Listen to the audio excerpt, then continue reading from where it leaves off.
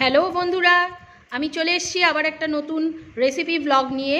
আশা করি সবাই ভালো আছো, সুস্থ আছো। আমিও খুব ভালো আছি।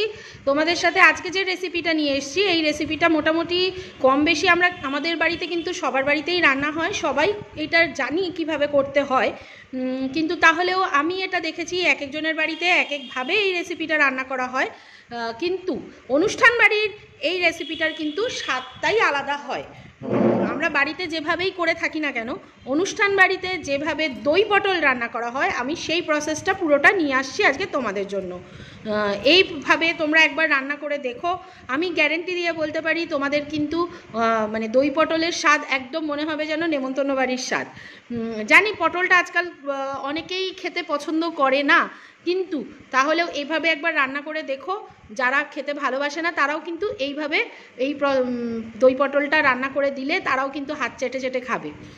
আর অবশ্যই যারা আমার ব্লগটা যেখান থেকে দেখছো, যারা ফেসবুক থেকে দেখছো তারা আমার ফেসবুক প্রোফাইলটাকে ফলো করে দিও। আর যারা ইউটিউব থেকে দেখবে তারা কিন্তু অবশ্যই ইউটিউব চ্যানেলটাকে সাবস্ক্রাইব করতে ভুলো না। আর অবশ্যই সবাই কিন্তু মনে করে একটা লাইক আর কমেন্ট অবশ্য করে দিও, কারণ তোমাদের এই সাপোর্টের আমার খুব প্রয়োজন। তাই আমি সবার কাছে রিকোয়েস্ট করব, যারা যারা আমার ভিডিওটা দেখবে তারা একটু পুরো ভিডিওটা দেখে একটা লাইক কমেন্ট অবশ্যই করে দিও। তাহলে চলো রেসিপিটা শুরু করা যাক। যারা একদম নতুন রান্না করতে শিখছো তারা কিন্তু অবশ্যই আমার এই প্রসেসে রান্না করে দেখো একবার। আমি এটুকুনি বলতে পারি, নতুন রান্না করছো কেউ কিন্তু খেয়েই বলবে না যে নতুন রান্না করতে শিখেছো তুমি। প্রথমেই কড়াইতে কিছুটা সর্ষের তেল আমরা গরম করে নিয়েছি, তার মধ্যে একটু জিরে ফোড়ন দিয়ে আমি গোটা গোটা পটলগুলোকে ভাজতে দিয়ে দিয়েছি। দেখতেই পাচ্ছ আমি পটলগুলো কিভাবে খোসা ছাড়িয়ে নিয়েছি, আর মাথার দিক দিয়ে হাফ হাফ করে অল্প অল্প চিড়ে দিয়েছি যাতে পটলগুলোর ভেতরেও রসগুলো ঢোকে, মশলার রসগুলো ঢোকে। এবার আমি এই পটলগুলো কড়াইতে দিয়ে তার মধ্যে একটুখানি নুন আর একটুখানি হলুদ ছিটি দিয়ে ভালো করে পটলগুলোকে ভাজবো। ঢাকা দিয়েই ভালো করে ভাজবো যাতে পটলগুলো খুব সুন্দর করে ভাজা হয়ে যায়। তবে হ্যাঁ, পোড়া পোড়া করবো না, কিন্তু পটলগুলোকে একটু ভালোভাবেই ভেজে নেব। দেখো আমার পটলগুলো কিন্তু খুব সুন্দর করে ভাজা ভাজা হয়ে গেছে। আর এর থেকে বেশি আর পটলগুলোকে ভাজবো না, তাহলে পটলগুলো দেখতে খারাপ লাগবে যদি পোড়া পোড়া বেশি হয়ে যায় তাহলে। এবার আমি এর মধ্যে একটুখানি জল দিয়ে দেবো। একদম অল্প করেই জল দিয়েছি, কারণ আমার মশলাগুলো দিয়ে একটু কষতে হবে। তাই আমি ওর মধ্যে অল্প জল দিয়ে তার মধ্যে একটুখানি ধনের গুঁড়ো দিলাম, আর একটুখানি হলুদ গুঁড়ো দিলাম, আর একটুখানি দেব হচ্ছে কাশ্মীরি লঙ্কার গুঁড়ো।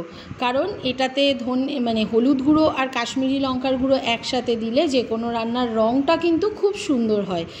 এইভাবে কিন্তু তোমরা ইলিশ ভাপা বা যে কোনো মাছ ভাপাতেও একটুখানি লঙ্কার গুঁড়ো দিতে পারো, কাশ্মীরি লঙ্কার গুঁড়ো, তাতে রঙটা কিন্তু খুব সুন্দর আসবে। আর আমি আলাদা করে লঙ্কা দিইনি, কারণ আমি যে পটলের মধ্যে সর্ষে পোস্তর পেস্ট বানিয়ে রেখেছি তার মধ্যে আমি লঙ্কা দিয়েই সর্ষে পোস্তটা সবসময় আমি বাটি। এই দেখো আমি জল টল দিয়ে একবারে এবার ঢাকা দিয়ে বসিয়ে দেবো যতক্ষণ না জলটা পুরো টানছে। জলটা টানতে টানতেই কিন্তু আমার পটলগুলোও সেদ্ধ হয়ে গেছে। এই দেখো আমার জলটা পুরো টেনে গেছে, গিয়ে সাইড দিয়ে মশলাটা তেল ছেড়ে দিয়েছে এবং মশলাটাও সুন্দরভাবে কষা হয়ে গেছে। ধনে জিরের গুঁড়োটা কিন্তু একদমই জাস্ট অল্প একটু দেবো, বেশি দেব না। আমি এক ফোঁটাই জাস্ট ধনে জিরের গুঁড়ো দিয়েছি, ছোট 1 চামচ, জাস্ট টিস্পুন। এবার আমি এর মধ্যে দিয়ে দিলাম সর্ষে আর পোস্তর পেস্ট। এটা আমি লঙ্কা আর নুন দিয়ে বেটে রেখেছিলাম ভালো করে। দিয়ে আমি আবার এটাকে ঢাকা দিয়ে দেবো যতক্ষণ না এই সর্ষে পোস্তর পেস্টটাও কষে যায়। মশলাটা ভালো করে কষে গেলে পটলগুলোর ভেতরেও রসটা ঢুকে যাবে এর ভেতরে, সেই জন্য আমি এবার ঢাকা দিয়ে দেবো। দেখো আমার সর্ষে পোস্তটাও কিন্তু পটলের সাথে ভালো করে কষে গিয়ে চারিদিক দিয়ে তেলটা ছেড়ে দিয়েছে। আমার পটলটাও সেদ্ধ হয়ে গেছে, আমি চেক করে নিলাম, আমার পটলটাও কিন্তু ভালো মতো সেদ্ধ হয়ে গেছে। এবার আমি এর মধ্যে দিয়ে দেবো ফেটিয়ে রাখা টক দই। এখানটাতে মোটামুটি একটু, যেহেতু এটা দই পটল তাই দইটা একটু বেশিই দিতে হবে। আমি দইটাকে ভালো করে আগে মিক্সিতে ফেটিয়ে রেখেছিলাম, কারণ ফেটিয়ে রেখে টক দইটা দিলে দইটা কিন্তু রান্নায় দিলে একদম নিশ্চিন্ত মনে তোমরা দিতে পারো, দইটা কিন্তু তাহলে ফেটে যাবে না। ভালো করে যদি দইটাকে ফেটিয়ে নিয়ে দাও তাহলে দইটা একদমই ফেটে যাওয়ার চান্স থাকে না।